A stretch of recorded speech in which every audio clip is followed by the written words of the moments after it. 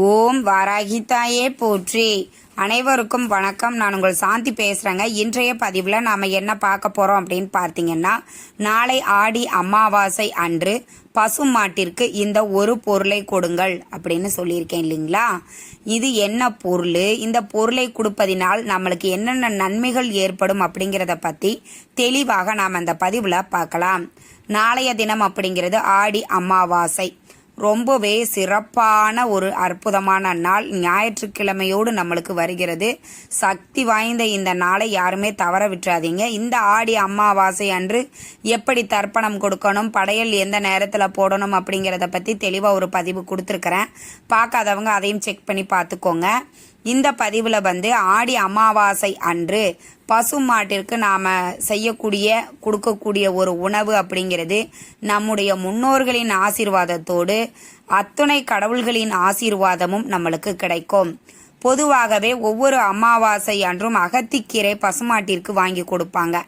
அதே மாதிரி தாங்க நாம் நாளைய தினத்தில் வரக்கூடிய ஆடி அமாவாசை அன்று நாம் இந்த ஒரு பொருளை பசுமாட்டிற்கு உங்கள் கையால் கொடுங்க.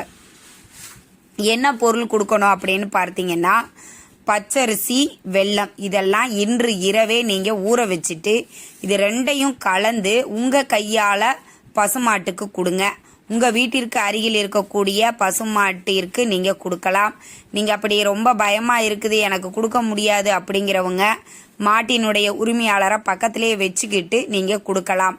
அதே மாதிரி அகத்திக்கீரை, வாழைப்பழம் இது எல்லாமே கொடுப்பது நம்முடைய முன்னோர்களின் ஆசீர்வாதத்தையும் கிடைப்பதோடு அந்த கோமாதாவில் 33 தேவர்களும் வாசம் செய்கிறாங்க அப்படின்றது ஐதீகம்.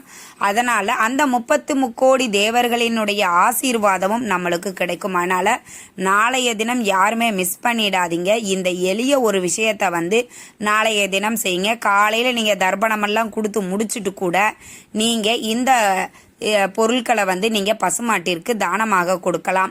பச்சரிசி, வெல்லம் கண்டிப்பாக கொடுக்கணும். இது நம்முடைய முன்னோர்களின் ஆசீர்வாதத்தோடு நம்மளுக்கு பண வரவு அப்படிங்கிறது அதிகரிக்கும். செல்வ அதிபதியாக நம்ம வாழணும் அப்படின்னு நினச்சிங்க அப்படின்னா இந்த ஒரு விஷயத்தை நாளைய தினம் செய்வது அப்படிங்கிறது ரொம்ப ரொம்ப சிறப்பானதுங்க. நம்ம வீட்டில் அந்த பச்சரிசியும் வெல்லத்தையும் ஊற வச்சு நம்ம கையால் கொடுக்கும்போது மகாலட்சுமி தாயாரே அதை ஏற்றுக்கொண்டதாக ஐதீகம். அதனால் அதை நம்ம கையால் கொடுக்கும்போது நம்ம வீட்டில் இருக்கக்கூடிய செல்வ தடைகள், நிறைய பேருக்கு தங்கமெல்லாம் அவங்க வீட்டில் தங்கவே தங்காது. கஷ்டப்பட்டு ஒரு 2 பவுன் எடுத்திருப்பாங்க. அந்த 2 பவுனையும் அவங்களால போட்டு பார்க்க முடியாமல் அதை யார்கிட்டையாவது கொண்டு போய் அடமானம் வச்சுருப்பாங்க. இந்த மாதிரி தங்கம் ஒரு பொட்டு கூட இல்லைங்கிறவங்க கூட நீங்கள் இந்த எளிய விஷயத்தை நாளைய தினம் செய்யும்போது பண வரவுலையும் சரி, உங்களுக்கு ஆடம்பரமான வாழ்க்கையிலையும் சரி, இல்லை நகைகள் எங்களுக்கு சேரணும் அப்படின்னாலும் சரி, எல்லா விதமான நன்மைகளையும் தரக்கூடிய இந்த ஒரு விஷயத்தை நாளைய தினம் செய்யுங்கள். பசுமாட்டிற்கு நாம் பச்சரிசி, வெல்லம் கொடுக்குறோம், எங்களால் எல்லாம் அதெல்லாம் கொடுக்க முடியாதுங்க அப்படிங்கிறவங்க 2 வாழைப்பழமாவது நாளைய தினம் பசுமாட்டிற்கு கொடுப்பது அவ்வளவு நல்ல பலனை தரும். பசுமாட்டில் அந்த வால் பகுதியில் தான் லட்சுமி வாசம் செய்வதாக சொல்கிறாங்க. அதே மாதிரி நீங்கள் லட்சுமி வாசம் செய்யக்கூடிய அந்த வால் பகுதியை தொட்டு வணங்கிட்டு வரணும். இதெல்லாம் செய்வது நம்மளுக்கு கோபூஜை செய்த பலனை தரும் அப்படின்றது ஐதீகம். நாளைய தினம் சக்தி வாய்ந்த அமாவாசை நம்மளுக்கு ஞாயிற்றுக்கிழமையோடு வருகிறது. ரொம்ப ரொம்ப சக்தி வாய்ந்த இந்த நாளை யாருமே தவற விட்டுறாதீங்க. ரொம்ப எளிமையானதும் கூட. நாம் இந்த மாதிரி செய்யும்போது நம்மளுக்கே ஒரு பாசிட்டிவ் வைப் கிரியேட் ஆகும். அப்போவே நீங்கள் அது எந்த அளவுக்கு வேலை செய்யுது அப்படிங்கிறத நீங்கள் கண்கூட பார்த்துக்கலாம். அதுவும் கன்று குட்டியோடு இருக்கக்கூடிய பசுமாட்டிற்கு கொடுப்பது அப்படிங்கிறது இன்னுமே நம்மளுக்கு கூடுதல் பலனை தரக்கூடியது. அதனால் அதையும் கொஞ்சம் கவனித்து பார்த்துக்கோங்க. எங்களை கண்ணுக்குட்டியெல்லாம் இல்லைங்க, ஒரே ஒரு மாடு மட்டும்தான் இருக்குது, அந்த மாட்டுக்கு நாங்கள் தரலாமா அப்படின்னா தாராளமாக தரலாம்.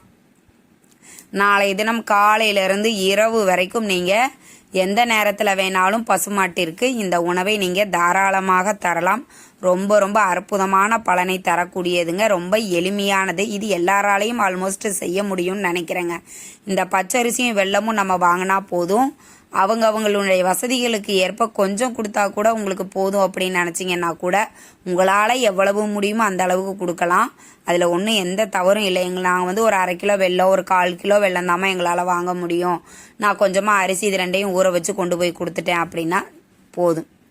நம்ம எப்பவுமே நம்ம கிட்ட என்ன இருக்குதோ அதை கொண்டு நாம் கடவுளை வழிபாடு செய்யும் போது முழு மனதோடு அவரை வழிபாடு செய்யணுமே தவிர என்ன பொருள் கொண்டு வந்தாங்க அப்படிங்கிறத பார்த்து கடவுள் நம்மளுக்கு எந்த ஒரு நல்லதையும் செய்யறது கிடையாது இல்லையா.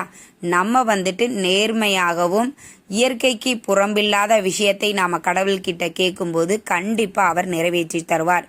இந்த தகவல் உங்களுக்கு ரொம்பவுமே பயனுள்ளதாக இருந்திருக்கும்னு நினைக்கிறேங்க. வீடியோ பிடிச்சிருந்தா லைக் பண்ணுங்க, ஷேர் பண்ணுங்க, கமெண்ட் பண்ணுங்க.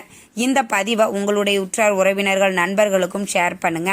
அவங்களும் பார்த்து பயன்பெறட்டும். நன்றி, வணக்கம்.